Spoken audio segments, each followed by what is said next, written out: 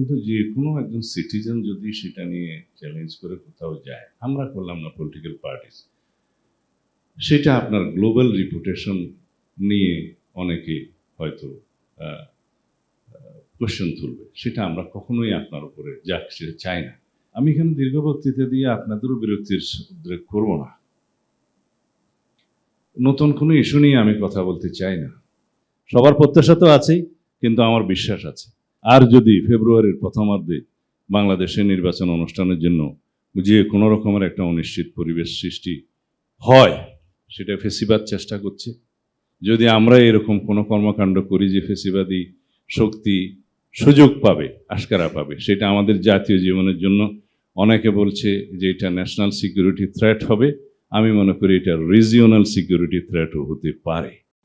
মাননীয় প্রধান উপদেষ্টা, ঐকমত্য কমিশনের, জাতীয় ঐকমত্য কমিশনের সভাপতি, সহসভাপতি প্রফেসর আলী ইলিয়াস এবং সম্মানিত সদস্যবৃন্দ, উপদেষ্টা মণ্ডলী, জাতীয় নেতৃবৃন্দ, আসসালামু আলাইকুম। জাতীয় ঐকমত্য কমিশন গঠনের মধ্য দিয়ে মাননীয় প্রধান উপদেষ্টা আপনি জাতীয় ঐক্য সৃষ্টি করেছেন নতুনভাবে। ফ্যাসিবাদ বিরোধী জাতীয় ঐক্য আমাদের ছিল, সেটাকে শক্তিশালী করেছেন। ইতিহাস রচিত হয়েছে নতুনভাবে বাংলাদেশের রাজনৈতিক ইতিহাসে, যে ফ্যাসিবাদ এই দল ছাড়া বাকি সব গণতান্ত্রিক রাজনৈতিক দল, ফ্যাসিবাদ বিরোধী শক্তি সবাই একসাথে বসে দিনের পর দিন, মাসের পর মাস আমরা সৌহার্দ্যপূর্ণ পরিবেশে আলোচনা করতে পেরেছি। এটা বাংলাদেশের ইতিহাসে অবশ্যই অনন্য নজির। আমি মনে করি এটা দক্ষিণ এশিয়া এবং পৃথিবীর ইতিহাসে একটা দৃষ্টান্ত স্থাপনকারী নজির সৃষ্টি হয়েছে। আমরা জাতীয় ঐক্যমতে উপনীত হয়েছি অনেকগুলো বিষয়ে, কিন্তু আরো অনেকগুলো বিষয়ে কিন্তু সংস্কারের প্রয়োজন আছে, যেগুলো আপনারা হয়তো সময়ের অভাবে অ্যাড্রেস করতে পারেননি, যেগুলো জাতিকে সামনে অ্যাড্রেস করতে হবে। আমি এখানে দীর্ঘ বক্তৃতা দিয়ে আপনাদেরও বিরক্তির উদ্রেক করব না। নতুন কোনো ইস্যু নিয়ে আমি কথা বলতে চাই না। ঐকমত্য কমিশনের জুরিসডিকশনের বাইরেও কোনো কথা বলতে চাই না। যে বিষয়গুলো নিয়ে সংস্কার কমিশনগুলো গঠিত হয়েছে সবগুলো নিয়ে এখানে আমরা আসিনি। শুধু গুরুত্বপূর্ণ 6টা সংস্কার কমিশনের রিপোর্টগুলো নিয়ে আমরা এখানে বসেছি। তার মধ্যে সবচেয়ে গুরুত্বপূর্ণ যেটা ধরা হয়েছে সংবিধান সংক্রান্ত সংশোধনী প্রস্তাবগুলো। অবশ্যই জুডিশিয়ারি, দুদক, এগুলো গুরুত্বপূর্ণ অনেক বেশি, তবে এগুলো সবই কোরিলেটেড।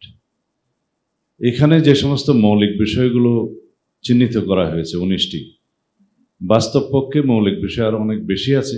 যেহেতু অনেক দলের আদর্শিক বিভিন্ন ভিন্নতার কারণে আরো অনেক বিষয় টেনে আনলে আরো দীর্ঘসূত্রিতা বা অনেক বেশি সময় লাগতো, সেগুলো অ্যাভয়েড করা হয়েছে। এখন যে বিষয়গুলো এখানে অ্যাড্রেস করা হয়েছে, আমরা যেটুকু সংস্কার কমিশনের রিপোর্টগুলো পেয়েছিলাম তার মধ্যে মোট 826টি প্রস্তাব ছোট বড় মিলিয়ে পেয়েছি। তার বাইরে 20টি, ক্ষেত্রমতে 19টি মৌলিক প্রস্তাব চিহ্নিত করা হয়েছে, তাতে 845টি হয়। এর মধ্যে মূল 826টির মধ্যে আমি আমার দলের পক্ষ থেকে বলতে পারি আমরা ইন ডিটেইল এগুলো এক্সারসাইজ করে একদম দফাওয়ারি মতামত সহ জবাব দিছি। তার মধ্যে শুধুমাত্র 51টি সংস্কার প্রস্তাব ছোটখাটো, যেগুলোতে আমরা দ্বিমত পোষণ করেছি। বাকি 115টি প্রস্তাবে আমরা আমাদের মতামত সহ ভিন্ন মত দিয়ে সেভাবে গ্রহণ করার জন্য আমাদের পরামর্শ দিয়েছি। তো বলতে গেলে এই বিষয়ে চূড়ান্ত ঐকমত্য হয়েছে প্রায়। তবে আলোচনার মধ্য দিয়ে আমরা সমৃদ্ধ হয়েছি, সবার আলোচনা আমরা শুনেছি এবং যেগুলো গ্রহণযোগ্য, যুক্তিসঙ্গত, সেটা সবাই গ্রহণ করেছে। আমি এখানে আমার দলকে রিপ্রেজেন্ট করতে এসেছি যেভাবে, একইভাবে আমি জাতির দায়িত্ব পালন করতে এসেছি। আমি কখনো এখানে আলোচনায় বলেছি যে আমি অফিসার অফ দি কমিশন হিসেবে কাজ করছি, in aid to your commission. এখন সেই দায়িত্ব থেকে কখনো আমি দলের অবস্থানের ঊর্ধ্বে উঠে কথা বলেছি জাতীয় স্বার্থে।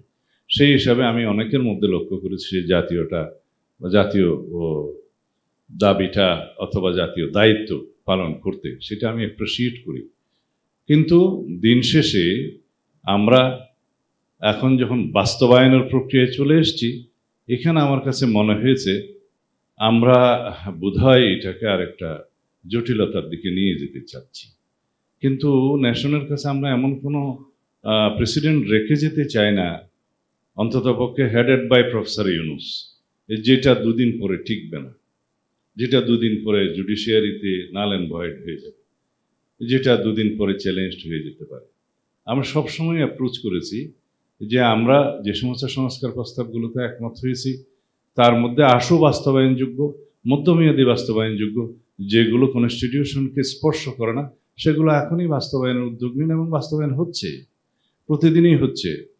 হয়তো আইন মন্ত্রণালয়ের মাধ্যমে সেগুলো প্রসেসড হয়ে ক্যাবিনেট পাশের মাধ্যমে অধ্যাদেশ অথবা নির্বাহী আদেশের জন্য যেগুলো অপেক্ষমান আছে কিছু সময় লাগে, প্রসিডিউরাল বিষয়, বাট সব কিছুই পাইপলাইনে আছে বলে আমরা দেখেছি এবং বিশ্বাস করি এগুলোর মধ্যে বাস্তবায়ন হয়ে যাবে। বাকি রইল শুধুমাত্র 19টা সাংবিধানিক ইস্যু, যেগুলো আমরা এখানে কিছু কিছু বিষয়ে নোট অফ ডিসেন্ট সহ আমরা একমত হয়েছি। কারণ আমরা আমাদের বিবেচনায় মনে করেছি যেহেতু যেমন আর্টিকেল 70-র ক্ষেত্রে যে 4টি বিষয়ে এমপিদের স্বাধীনতা না থাকলে ভালো হয়, কেউ কেউ দুটো, মিনিমাম সবাই একমত হয়েছে দুটোতে, কেউ 3টাতে। তো এগুলো যেভাবে আমরা নোট অফ ডিসেন্টটা দিয়েছি সেই ভাষাটা উল্লেখ করে সনদ তৈরি হচ্ছে এবং সেইভাবে আমরা স্বাক্ষরিত করব। যারা জনগণের ম্যান্ডেট পাবে তারা সেই হিসাবে তাদের নোট অফ ডিসেন্টটা রক্ষা করে তারা সেটা বাস্তবায়ন করবে। এটা খুব জটিল কোনো বিষয় নয়। এখন সেই রকম 2-3টা গুরুত্বপূর্ণ বিষয় আমি এখানে উচ্চারণ করে সময় নষ্ট করব না, বাদে বাকিগুলো খুবই সিম্পল নোট অফ ডিসেন্ট। এটা বাস্তবায়ন করা খুবই সহজসাধ্য। কিন্তু ফোরামটা কোনটা? ফোরাম হচ্ছে শুধু কনস্টিটিউশনাল প্রভিশনগুলো পরবর্তী জাতীয় সংসদ ছাড়া অন্য কোনো ফোরাম এটা করতে পারে কিনা, এটাই হচ্ছে আমাদের একদম 1 নম্বর প্রশ্ন। যদি পারে, সেরকম কোনো আইনি সহায়তা বা পরামর্শ যদি থাকে, সেটা দেওয়ার জন্য উপযুক্ত জায়গা হচ্ছে সুপ্রিম কোর্ট। আমরা সেখানে যেতে পারি, সহায়তা নিতে পারি যে এটা আমরা কিভাবে বাস্তবায়ন করব before the formation of the next parliament. আমরা সেখানেও একমত। যদি এর বাইরেও কোনো আইনি এবং বৈধ প্রক্রিয়া থাকে আমাদেরকে জানান, খুঁজে বের করুন, আমরা একমত। আমরা যে কোনো মুহূর্তে সনদে স্বাক্ষর করার জন্য প্রস্তুত আছি, সেটা আগেও বলেছি। আপনি জাতির উদ্দেশ্যে যতবারই ভাষণ দিয়েছেন, বলেছেন আমরা এটা জাতীয় ঐকমত্যের ভিত্তিতে সকল রাজনৈতিক দল যে সমস্ত সংশোধনীতে একমত হবে প্রস্তাবে, সেগুলো আমরা কম্পাইল করে সংকলিত করে একটা জাতীয় প্রতিশ্রুতি প্রণয়ন করব।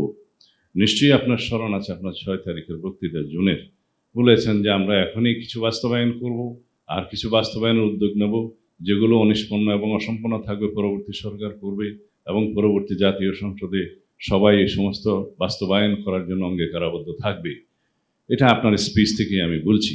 তা আমরা সেই জায়গায় আছি, কিন্তু এরপরও আমি বলতে চাই জাতীয় স্বার্থে, ঐকমত্যের স্বার্থে, আমাদের ডিসিপ্লিনের স্বার্থে, আমরা ভবিষ্যতে ফেসিবাদ বিরোধী জাতীয় ঐক্যটাকে যাতে ধরে রাখতে পারি এবং শক্তিতে রূপান্তর করতে পারি, সেজন্য আমরা আরও বেশি নেগোশিয়েট করব, কম্প্রোমাইজ করব। আমরা আলাপ আলোচনার মধ্য দিয়ে যদি সেরকম কোনো পন্থা বের করতে পারি, আমরা আমাদের পরামর্শ দিয়েছি, সেই পন্থাতে আমরা একমত হব। এখন যেগুলো আমাদের বুদ্ধি বিবেচনায় আসছে তা হলো এই যে সনদটা প্রস্তুত হয়েছে তার মধ্যে অবশ্য কিছুটা ক্লারিক্যাল মিস্টেক এবং ভুলভ্রান্তি আছে, কিছুটা আবার এক্সক্লুশন হয়। আমি এটা প্রফেসর আলী রিয়াজ সাহেবের দৃষ্টি আকর্ষণ করেছি, এটা আমরা কারেকশন করে দেব। এটা মেজর কিছু নয়, তবে যেহেতু এটা জাতীয় দলিল হবে, রাজনৈতিক সমঝোতার দলিল হবে, ঐতিহাসিক দলিল হবে, সেটা নির্ভুল হওয়া বাঞ্ছনীয়। এবং সবার মতামতে যেহেতু এটা গৃহীত হয়েছে, যে বিষয়গুলো আলোচিত হয়নি সেই বিষয়গুলো ইনক্লুড করা ঠিক হবে না। বিতর্ক যত কম করা যায়, বিতর্ক যত কম সৃষ্টি করা যায়। এখন আসি বাস্তবায়ন নিয়ে কেন আমাদেরকে আবার বসতে হলো। 31শে জুলাই তো আমাদের সবকিছু সমাপ্ত হয়ে যাওয়ার কথা ছিল, আমাদের এগুলো ওয়াইন্ডিং আপ করে ঐকমত্য কমিশনের কর্ম সমাপ্ত হওয়ার কথা ছিল। একদম লাস্ট মোমেন্টে 2-1টি রাজনৈতিক দলের পক্ষ থেকে বলা হয়েছে এটার আইনি ভিত্তি না থাকলে আমরা এই সনদে স্বাক্ষর করতে পারবো কিনা সেটা চিন্তা করতে হবে।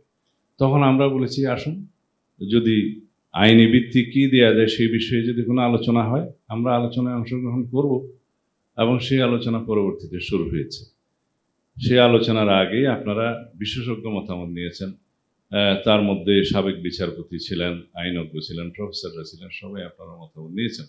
তারা কিছু মতামত কম্পাইল করে পরবর্তীতে যে সনদটা ড্রাফট আমাদেরকে অঙ্গীকারনামার অংশটা দেওয়া হয়েছে সেই বিষয়ে আমরা আমাদের মতামতটা লিখিত দিয়েছি। এখানে অতিরিক্ত কথা বলে সময় নষ্ট করতে চাই না। যেগুলো অগ্রহণযোগ্য অথবা অযৌক্তিক সেই বিষয়গুলো পরে ঠিকবে না, সেই বিষয়গুলো অ্যাড্রেস করা ঠিক হবে না, উত্থাপন করা ঠিক হবে না। যেমন কোনো আদালত প্রশ্ন উত্থাপন করা যাবে না, সেরকম কোনো দলিল হতে পারে না। সংবিধানের উপরে স্থান দিতে হবে সনদকে, সেটা গ্রহণযোগ্য নয় একটা সংবিধান বহাল থাকতে। কিন্তু এর বাইরেও তো আরো অনেক পন্থা থাকতে পারে যেটাতে আমরা বৈধতা দিতে পারি, এটাকে আইনি ভিত্তি দিতে পারি, ডকুমেন্টেশন করতে পারি। সেটার মধ্যে আপনার প্রস্তাবটাই আমি 1 নম্বরে বলি, যে জাতীয় প্রতিশ্রুতি সনদে স্বাক্ষর হয়ে সেটা ওয়েবসাইটে আসবে, সেটা একটা সেরেমনি করে সেটা স্বাক্ষরিত হবে, সেটা প্রত্যেক দলের রাজনৈতিক ম্যানিফেস্টো হিসাবে ইশতেহারে উল্লেখ থাকবে, নির্বাচনের আগে জাতির কাছে প্রতিশ্রুতিবদ্ধ হবে, যারা ম্যান্ডেট পাবে তারা বাধ্য হবে, যেই সংসদে যাক সেই বাধ্য হবে এটার প্রতি অনুগত থাকবে। এটা এক। এটাকে যদি সফট মনে হয় যে প্রতিশ্রুতি বাস্তবায়ন করবে কিনা সেই গ্যারান্টি কি, এই প্রশ্ন যদি আসে, সেই জন্যেই বাকি প্রসেসটা শুরু হয়েছে। তাহলে আইনি ভিত্তি কি? আমরা বললাম যে এটার কোনো বৈধ আইনি এবং সাংবিধানিক ভিত্তি দেওয়ার মতো যে কোনো পন্থায় আমরা রাজি হব। সেটার একটা মতামত নিই আমরা। চলুন আমরা অ্যাপেলেট ডিভিশনের পরামর্শ নিই যে এটা কোনো এক্সট্রা কনস্টিটিউশনাল অর্ডার অথবা স্পেশাল কনস্টিটিউশনাল অর্ডার করে এটা করা যায় কিনা, সেটাও তাদেরকে প্লেস করা যায়, মতামত নেওয়া যায়। তাহলে পরে ভবিষ্যতে জুডিশিয়ারিতে সেটা চ্যালেঞ্জ করলেও বলতে পারবে যে এটা আমরা মতামত দিয়েছিলাম। এখন সেটা পরামর্শ আকারেও দিতে পারে, এন্টারটেন করতেও পারে, নাও করতে পারে, বাট আমরা তো পাঠাইনি এখনো। এটা একটা। দ্বিতীয়টা হচ্ছে, যদি আমরা সবাই মিলে এমন একটা প্রসিডিউরে যাই, যেটা এখানে আমি সবার সামনে আলোচনা করতে চাই না, যেখানে জুডিশিয়ারির মতামত দিতে অনেকটা এটা অ্যাডমিট করতে বাধ্য হবে যে ঠিক আছে আমরা এটা অ্যাডমিট করলাম, একটা প্রসেস আছে, সেখানেও তাদের মতামত নিয়ে যায়। এটা হচ্ছে all about judicial opinion. But practically যেটা দাঁড়াবে, যে প্রস্তাবগুলো এখানে এসছে যে স্পেশাল কনস্টিটিউশনাল অর্ডার নেই, সেটা আপনি করলেন, আমরা কেউ কিছু বললাম না। ঐকমত্য কমিশন থেকে আপনাকে আমরা দায়িত্ব দিলাম যে সেটা you please decide it how to implement all those charter points, তারপর আপনি করলেন। কিন্তু যে কোনো একজন সিটিজেন যদি সেটা নিয়ে চ্যালেঞ্জ করে কোথাও যায়, আমরা করলাম না পলিটিক্যাল পার্টিস, সেটা আপনার গ্লোবাল রিপুটেশন নিয়ে অনেকে হয়তো কোশ্চেন তুলবে। সেটা আমরা কখনোই আপনার উপরে যাক সেটা চাই না। একদম যেটা বাস্তবায়ন যোগ্য সে একটা প্রসেস বের করুন। আপনারা তো বিশেষজ্ঞ মতামত নিয়েছেন অনেকের, তারা যা যা বলেছে তার মধ্যে যদি আপনি অ্যাপ্রোপ্রিয়েট মনে করেন যে আমি এই পদ্ধতিতে বাস্তবায়ন করব, ইউ আর অ্যাট লিবার্টি, আমাদের কোনো বক্তব্য থাকবে না। যদি আপনি উপযুক্ত মনে করেন আমি জুডিশিয়ারির মতামত দেব, ইউ আর অ্যাট লিবার্টি। তারপরেও এটার একটা সমাধান করেন, অনিশ্চয়তাটা কেটে যাক। আমরা এই আহ্বানটা আপনার কাছে এই জন্যই জানাচ্ছি, এখানে আমরা অনেক আলোচনা করেছি, সেই আলোচনার কোনোটির মধ্যেই যেগুলো বলা হচ্ছে সেগুলো এখনকার মতো যৌক্তিক বাস্তবায়নক আমাদের কাছে মনে হচ্ছে না আইনানুগ। কিন্তু যদি আপনি উদ্যোগ নেন, এটি জুডিশিয়ারির পরামর্শ নেন, অথবা যদি আপনার বিবেচনায় অন্য কোনো সিদ্ধান্ত নেন, যদি আপনি সে বিষয়ে আমাদেরকে আহ্বান জানান, যদি আপনি ক্লোজ ডোরে ক্যামেরা মিটিংয়ে কথা বলে যদি আপনি সিদ্ধান্ত নিতে পারেন, আমরা অলওয়েজ সহযোগিতা করব। কিন্তু নির্বাচন অনুষ্ঠানের ব্যাপারে বলতে চাই, সংস্কার, বিচার এবং নির্বাচন কোনোভাবেই এটা মিউচুয়ালি ইন্টারডিপেন্ডেন্ট নয়। সংস্কার মতো চলবে, এটা কন্টিনিউয়াস প্রসেস। বিচারে কখনো টাইম লিমিট করা যায় না, অবিচার হবে তাহলে সেটা চলবে, যে গভর্নমেন্টই আসুক। আমরা সবচেয়ে বেশি অবিচারের শিকার, পারসিকিউশনের শিকার হয়েছি, গুম, হত্যা, নির্যাতনের শিকার হয়েছি। এটা আমাদের কমিটমেন্ট, জাতির কমিটমেন্ট, সেটা চলবে। কিন্তু নির্বাচনকে এটার কন্ডিশনাল করা যাবে না। আর যদি ফেব্রুয়ারির প্রথমার্ধে বাংলাদেশে নির্বাচন অনুষ্ঠানের জন্য যে কোনো রকমের একটা অনিশ্চিত পরিবেশ সৃষ্টি হয়, সেটা ফেসিবাদ চেষ্টা করছে। যদি আমরা এরকম কোনো কর্মকাণ্ড করি যে ফেসিবাদী শক্তি সুযোগ পাবে, আশকারা পাবে, সেটা আমাদের জাতীয় জীবনের জন্য অনেকে বলছে যে এটা ন্যাশনাল সিকিউরিটি থ্রেট হবে, আমি মনে করি এটা রিজিওনাল সিকিউরিটি থ্রেটও হতে পারে। এখানে দুইটা রিজিওনাল শক্তি, একটা বিশ্ব শক্তি ইনভলভ হয়ে যাবে। আমরা বাংলাদেশকে সেই জায়গায় নিয়ে যেতে চাই না। যে কোনো মূল্যে আমাদেরকে নেক্সট ইলেকশন, যে টাইম লাইন আপনি ঘোষণা করেছেন, নির্বাচন কমিশনকে নির্দেশনা দিয়েছেন, সেই টাইম লাইনে নির্বাচন হতেই হবে, বা এটার উপরে কন্ডিশনাল কোনো কিছু নয়। তা আমরা আশা করি জাতীয় ঐকমত্য কমিশনের আরও চেষ্টার মধ্য দিয়ে, মাননীয় প্রধান উপদেষ্টা আপনার ব্যক্তিগত উদ্যোগের মধ্য দিয়ে এটার সমাধান হবে, এই বিশ্বাস আমার আছে। সবার প্রত্যাশা তো আছেই, কিন্তু আমার বিশ্বাস আছে। ধন্যবাদ আপনাদের সবাইকে। আসসালামু আলাইকুম।